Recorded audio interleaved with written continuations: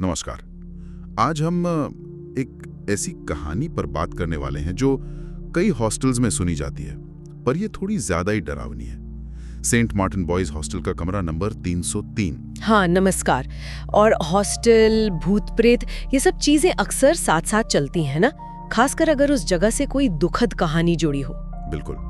और यहाँ कहानी है राघव नाम के एक छात्र की। करीब 20 साल पहले कहते हैं उसने इसी कमरे में अपनी जान ले ली थी। दबाव था शायद।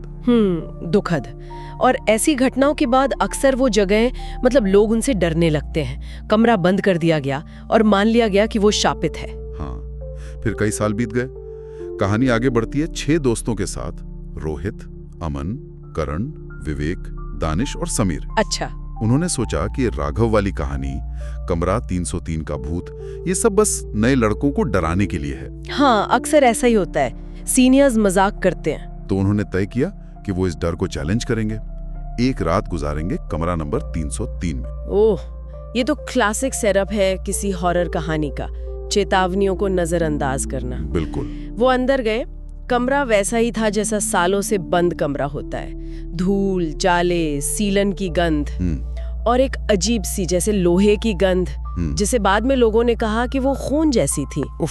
और दीवार पर वो लिखा हुआ संदेश भी था ना। हाँ, दीवार पर खरोच कर लिखा था, आधी रात के बाद यहाँ मत रहना। बहुत सीधा और स्पष्ट। फिर भी उन्होंने अनदेखा कर दिया। आधी रात का जिक्र भी बहुत महत्वपूर्ण होता है ऐसी कहानियों में। सही कहा।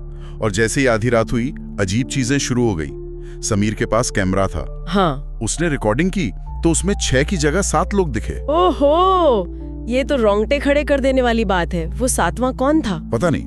और तभी कमरे में कुछ जलने की तेज गंध फैलने लगी। तो पहले एक विजुअल डर, फिर स्मेल, मल्टी सेंसरी अटैक एक तरह से। हाँ। और फिर तो हालात बहुत तेजी से बिगड़े। दानिश बाथरूम गया, शायद मजाक ही कर रहा था। और फिर उसकी सिर्फ चीख सुनाई दी। वो गायब हो गया और छत से खून टपकने लगा। क्या खून? हाँ, और वो टपककर जमीन पर एक शब्द बना रहा था, लीव, मतलब निकल जाओ। बाप रे, ये तो बहुत भयानक है। अब वो चीज सक्रिय हो गई थी। बिल्कुल। विवेक घबरा गया। उसने भागने की कोशिश की, दरवाजे की तरफ भागा और दरवाजा अपने आप बंद हो गया। और फिर ऐसा लगा जैसे किसी अदृश्य चीज ने उसकी छाती पकड़कर कुचल दी हो। वही मर गया वो। हे भगवान, कोई बच के जा नहीं सकता था। ऐसा ही लग रहा था। करण ये सब देखकर पागल सा हो गया। वो पागलों की तरह हंसने लगा और फिर उसने खुद को ही नोचना शुरू कर दिया, अपना चेहरा, और वो भी गिर पड़ा। ओह, ये तो मानसिक रूप से भी तोड़ देने वाला था। हाँ। डर का असर। बहुत। अब बचे सिर्फ 3, रोहित, अमन और समीर। और तभी उनके सामने राघव का भूत आया। सच में? उन्होंने देखा उसे। हाँ, कहानी यही कहती है। पीला चेहरा, आंखें बिल्कुल खोखली, गले पर रस्सी का निशान और कलाइयों से खून टपक रहा था लगातार। रोंगटे खड़े हो गए सुनकर। उसने बोला 6 आए थे, केवल 2 जा सकते हैं। ओह, एक और मरेगा? हाँ।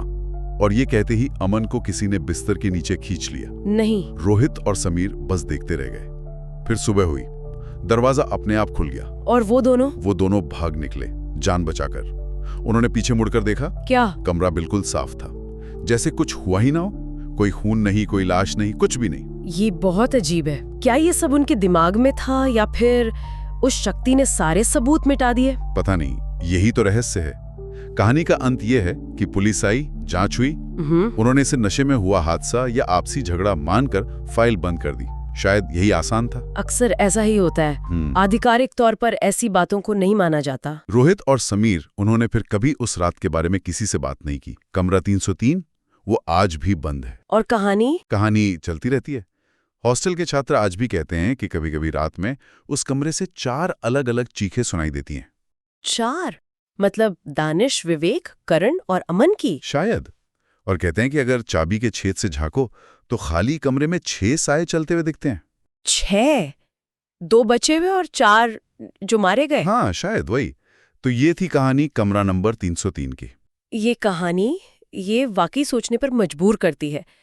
आधिकारिक स्पष्टीकरण कुछ भी हो, लोगों के मन में उस जगह के साथ वो डर जुड़ा रहता है। हाँ, वो डर कभी गया ही नहीं। और ये सवाल उठता है कि क्यों कुछ खास जगहें ही ऐसी डरावनी कहानियों का घर बन जाती हैं? क्या उन दीवारों में वाकई कुछ रह जाता है? कोई एहसास, कोई ऊर्जा? कह नहीं सकते, पर ये कहानी हमें डराती भी है और आकर्षित भी करती है। शायद इसीलिए ये जिंदा रहती है। बिल्कुल। ये हमारी कल्पना को पकड़ लेती हैं और हमें उन अनदेखे डर के बारे में सोचने पर मजबूर करती हैं जो शायद हमारे आसपास ही मौजूद हो। मृत्युचारक शक्ति त्वां भयस्य